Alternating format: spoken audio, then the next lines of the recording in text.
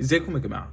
في الفيديو ده هقول لكم على اكتر من 20 ميزه مخفيه في اي او اس 26. لو انت على اصدارات اي او اس 26 فتابع الفيديو للاخر. يلا بينا نخش في الموضوع على طول. يلا بينا.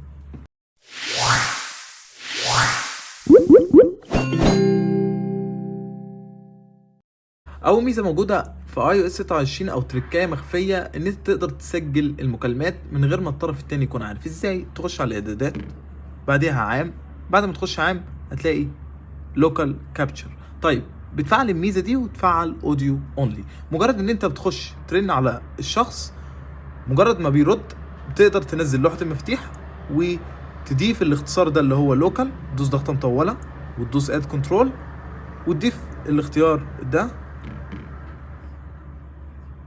اللي هو ده. بعد ما بتضيفه بيكون عندك هنا، مجرد ان انت بتبدا المكالمه بس بتضغط الضغطه دي وبيبدا يسجل معاك الصوت اللي داخل المكالمه من غير ما يظهر اشعار للطرف الثاني ان انت بتسجل المكالمه. كمان ميزه او تركايه جميله جدا ان انت دلوقتي تقدر تتحكم في درجه الليكويد كلاس بتاع الساعه. شاشه القفل تدوس ضغطه مطوله، بعدها تدوس تخصيص، بعدها تضغط على الساعه هتلاقي عندك البار ده، تقدر تشد حده الليكويد جلاس او تخففها تخليها شفافه جدا. الميزه دي جميله جدا، يعني يا ريت تكون مطبقه على نظام الاي او اس كامل مش بس في الساعه. يعني يدوا الحريه ان انت تقدر تتحكم في شده او شفافيه الليكويد جلاس. كمان دلوقتي في شاشه القفل تقدر تضيف تذكير اللي انت تقدر اللي هو تطبيق ريمايندز دلوقتي عن طريق شاشه القفل. مجرد بس ان انت تضيفه هنا زي ما انت شايف كده، دلوقتي تقدر تعمل تذكير سريع كده وانت في شاشه القفل من غير ما تخش على التطبيق وكده، وتضغط ضغطه ويبدا يعرض معاك انت عايز تعمل ايه. كمان تقدر تحدد جدول زمني، وكمان تقدر تحدد على حسب الوقت او الدوله اللي انت فيها. يعني ممكن تعمل تذكير بتوقيت الولايات المتحده مثلا لو انت مسافر ولا حاجه وهتكون رايح الدوله دي او البلد دي في الميعاد ده، فالتذكير يتحسب عن طريق التوقيت بتاع الولايات المتحده نفسه. تمام يا شباب. كمان دلوقتي تطبيق التذكيرات بقى فيه حاجه جميله جدا. لو دخلنا كده على التذكيرات نفسها ودوسنا اضافه، مجرد ما انت بتضيف تذكير دلوقتي تقدر تضيف الوقت والتاريخ، ده المعتاد اللي احنا عارفينه.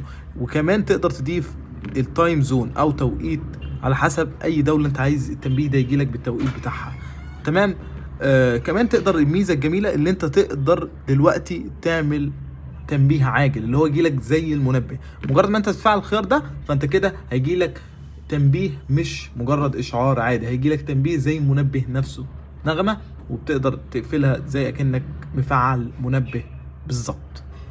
كمان تقدر تعمل ريبيت ان هو يعيد ولا لا كم مره، والكلام ده تقدر تظبط الكلام ده في الاعدادات الخاصه بالتذكير ده. كمان المميزات الجميله يعني كانت منتظره من زمان ان انت تقدر تحول ملفات او بيانات الايفون كلها لجهاز اندرويد. الموضوع ده كان شبه مستحيل ولازم تستخدم كمبيوتر او بي سي عشان تقدر تحقق المعادله الصعبه دي. دلوقتي ابل في اي او اس 26.3 بتضيف لك دلوقتي ان انت تقدر تحول ملفاتك كامله من جهازك الايفون لجهازك الاندرويد عن طريق ان انت بتخش على اعدادات عام وتحويل، هتلاقي الاوبشن الجديد ده ترانسفير تو اندرويد، وبكده تقدر تقرب الجهازين من بعض وتقدر تنقل ملفاتك لجهاز الاندرويد. كمان بما اننا في الاعدادات وفي عام، لو رجعنا ورا خطوه بس ودخلنا على الاير دروب، دلوقتي بقى في ميزه جميله جدا ان انت تقدر تشارك او تحول او تبعت اي ملف عن طريق الاير دروب بكود سري لشخص مش عندك او مش في جهات الاتصال بتاعتك. كان في الاول عندك اوبشن ان انت تقفله او يبقى من ضمن جهات الاتصال او ان انت تعمله everyone لمده 10 دقايق. دلوقتي تقدر تعمل كود سري، الشخص ده بس يقدر يستلم الملفات دي عن طريق الكود. لو هو مش عندك في جهات الاتصال دلوقتي تقدر تشارك الكود ده، وهو الوحيد اللي هيكون عارف الكود ده بما ان انت مديهوله، فهيقدر يستلم الملفات ويبعت لك ملفات لمده 30 يوم بدون ان انت تضيفه عندك في جهات الاتصال. كمان ميزه جميله جدا لو دخلنا كده على الاعدادات وتسهيلات الاستخدام ونزلنا تحت شويه عند صوتي ومرئي ونزلنا تحت تاني، هتلاقي حاجه اسمها فلاش. طبعا احنا عارفين لما بيجي منبه او اتصال الفلاش ده بيفضل يقيد وتلاقيه بيعمل وميض. تمام. الجديد في اي او اس 26.3 تقدر دلوقتي تخلي الشاشه كمان تعمل اضاءه ازاي؟ ان هي بتعلي السطوع شويه.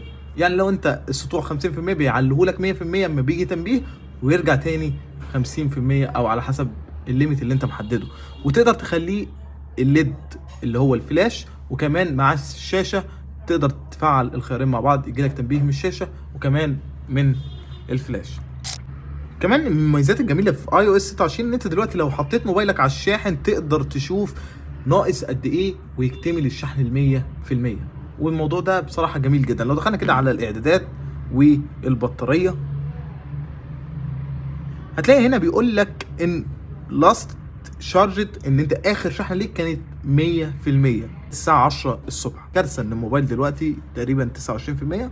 فبطاريه في ذمه الله في التحديث التجريبي النسخه التجريبيه الثانيه من iOS 26.3. فانتوا شايفين اداء البطاريه سيء جدا جدا جدا. خلينا نرجع لموضوعنا، ان انت مجرد بس ما تشبك التليفون بالشحن بيجي لك هنا تنبيه او بيجي لك شاشه الاف ان ناقص قد ايه والايفون يكتمل شحنه. كمان المميزات الجميله لو دخلنا كده على الاعدادات ونزلنا تحت خالص، دخلنا على ابس ودخلنا على تطبيق الهاتف. تطبيق الهاتف برضو ضاف ميزه جميله جدا، ان انت تقدر دلوقتي تعمل بيها او اهتزاز لما الشخص التاني يرد. لو انت بترن على حد وانت ماسك التليفون مش عارف رد ولا لا، مجرد ما الطرف التاني بيرد وانت مفعل ميزه الهابتكس او الاهتزاز، هيديك تنبيه او هزه بسيطه كده يعرفك ان الشخص او الطرف الثاني رد عليك. كمان في ميزه جميله جدا لو دخلنا كده على الاعدادات ودخلنا على الصوت او نغمه الرنين والصوت، هتلاقي في ميزه جديده ان هو بيقلل لك الاصوات المزعجه او الاصوات المزعجه المحيطيه. مجرد ان انت تفعل الميزه دي بيبقى الصوت بتاعك ناعم اكتر شويه، سواء في تسجيل المكالمات او في الفيديو او في ايا كان على نظام الايفون كله. فانت مجرد ما فعلت ميزه زي كده فبيكون الصوت او الضوضاء اللي حواليك بيكون اخف اكتر. فانت لو عندك دوشه ولا حاجه فعل الميزه دي، الميزه دي هتكون مفيده جدا ليك. كمان ميزه جميله جدا رجعت لو عملنا سكرين شوت ودخلنا على السكرين وعملنا تعديل، هتلاقي المكبر رجع تاني، اللي هي العدسه المكبره دي ما كانتش موجوده في الاول زي ما انتم شايفين كده. كانت ملغيه في الاول قبل رجعتها تاني للسكرين شوت. كمان دلوقتي تقدر تدوس ضغطه مطوله على الشاشه الرئيسيه وتعمل ايديت وتعمل كوستمايز، وتقدر تخصص الايقونات سواء دارك كلير تون، وتقدر تعدل بشكل كامل على شفافيه الليكويد جلاس زي ما انت شايف. وكمان اوبشنات تانية تقدر تشوف تغير الالوان، وبقى في خصائص اكتر او تعمق اكتر للتعديل على الشاشه الرئيسيه. بصراحه ميزه جميله. كمان دلوقتي لو دخلنا على الاعدادات تقدر ترجع، كنت في الاول بترجع من طرف الشاشه، دلوقتي من هنا او من نص الشاشه او من اي حته تقدر تسحب كده، بتكون رجعت عادي للصفحه اللي ورا. كمان لو دخلنا على الملاحظات وحددنا نص هتلاقي في سهم كده تقدر تسحب بكل بساطه، هيظهر لك الشريط او البار ده اللي فيه خصائص كتيره. وبس كده، ده فيديو النهارده. اتمنى يكون الفيديو عجبكم. دي تريكات بسيطه كده. لو عجبكم النوعيه دي من الفيديوهات قول لي في الكومنتات تحت ايه اكتر ميزه عجبتك، ولو عايز جزء تاني اكتب تحت في الكومنتات. اشوفك الحلقه الجايه. ما تنساش تعمل لايك وتشترك في القناه وتفعل زر الجرس. سلام.